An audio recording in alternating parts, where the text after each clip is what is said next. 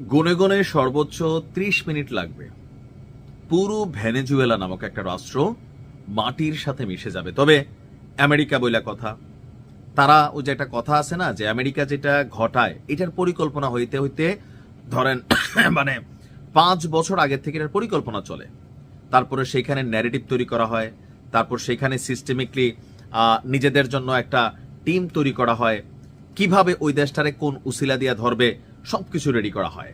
আমরা জানি ভেনেজুয়েলা একটা তেল সমৃদ্ধ দেশ, ভেনেজুয়েলার অর্থনীতির মূল মেরুদণ্ড তেল। আর যেই তেল আমেরিকা আরবদের সাথে এত পিরিতি দিয়া সম্পর্ক টিকাই রেখা তেলের সাপ্লাই ঠিক রাখে, সো নাকের ডগায় একটা দেশ ভেনেজুয়েলা, আবার মাদকের সম্রাট বা সাম্রাজ্য এই দেশটা। সো এই উসিলাটারে কি আমেরিকা আসলে মিস করবে? দুর্ভাগ্যজনক খবর হচ্ছে নতুন আর একটা যুদ্ধ এবার আনুষ্ঠানিকভাবে শুরুর ঘোষণা দিয়েছে ট্রাম্প। যদিও বলছে মাদক মুক্ত অভিযানের জন্য তারা এই অভিযানটা পরিচালনা করতেছে স্থলবাহিনী দিয়া। এইটার মিনিংস বাঙালি বুঝা গেছে বা বিশ্বের জনগণও বুঝতেছে ট্রাম্প আসলে কি করতে চাচ্ছে। বরাবরই ট্রাম্প অনুরোধ করছিল যে ভেনেজুয়েলাকে আত্মসমর্পণ করতে, প্রেসিডেন্ট নিকোলাস মাদুরোকে আত্মসমর্পণ করতে হবে, কারণ সমুদ্রপথে ব্যাপক মাদক পাচার করা হয় যুক্তরাষ্ট্র সহ পৃথিবীর বিভিন্ন দেশে। মাদকের থাবা থেকে বিশ্বকে বাঁচাইতে হবে, সেই জন্য সামুদ্রিকভাবে যুদ্ধজাহাজ থেকে শুরু করে বিমানবাহী রণতরী এগুলোকে কিন্তু স্টক দিছিল। এবার আনুষ্ঠানিক ঘোষণা চলে আসছে। ট্রাম্প বলছে যে আমেরিকা খুব শীঘ্রই স্থলপথে অর্থাৎ ট্যাঙ্ক কামান টামান যেগুলো আছে ওইগুলা দিয়া ভেনেজুয়েলার মাদক পাচার রোধে ভেনেজুয়েলা রাষ্ট্রের অভ্যন্তরে অভিযান শুরু করবে।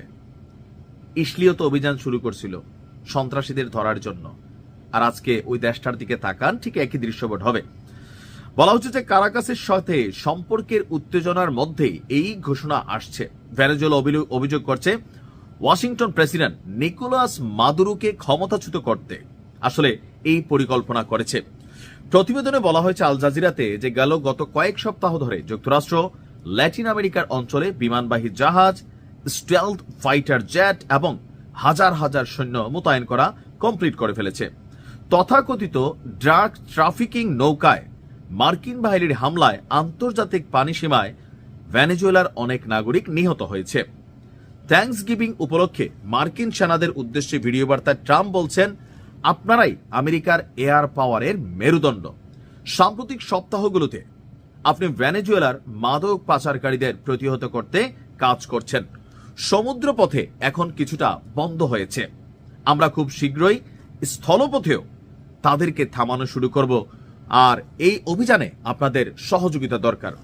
আল জাজিরা বলছে সেপ্টেম্বর থেকে আমেরিকা ক্যারিবীয় সাগর এবং প্রশান্ত মহাসাগরে 20টিরও বেশি হামলা চালিয়েছে। এতে কমপক্ষে ভেনেজুয়েলার 83 জন নাগরিক নিহত হয়েছেন।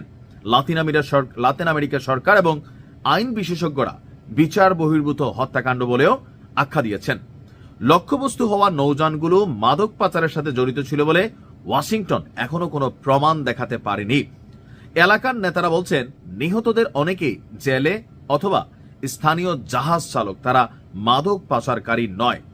ট্রাম্প আগে থেকে ভেনেজুয়েলার স্থাপনাগুলোর বিরুদ্ধে সম্ভাব্য সামরিক পদক্ষেপের যে হুমকি দিয়ে আসছিলেন, এখন সেটা বাস্তবে পরিণত হতে যাচ্ছে এবং দাবি করা হচ্ছে যে ভেনেজুয়েলার যে সরকার, মাদুরো প্রেসিডেন্ট, সে সরাসরি পাচারের সাথে যুক্ত।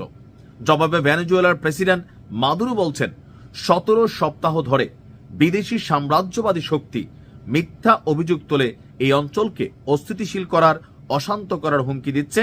এগুলো কেউই বিশ্বাস করে না। আমেরিকার এমন আক্রমণকে প্রতিহত করতে ভেনেজুয়েলা সর্বোচ্চ চেষ্টা করবে।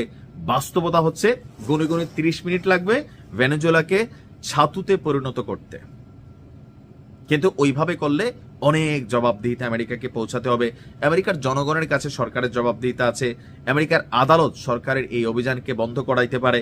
তো এগুলাকে মাথায় রেখে কৌশলে ওই যে মাদক অভিযান এখন একটা দেশের ভিতর ঢুকবে, বাড়িতে গাড়িতে তল্লাশি করবে, তাদের যারা টার্গেটেড ব্যক্তি তাদেরকে নিয়ে যাবে। বুঝতেই পারছেন যে ভেনেজুয়েলার কাউন্টডাউন শুরু হয়ে গেছে। আল্লাহ হেফাজত করুক।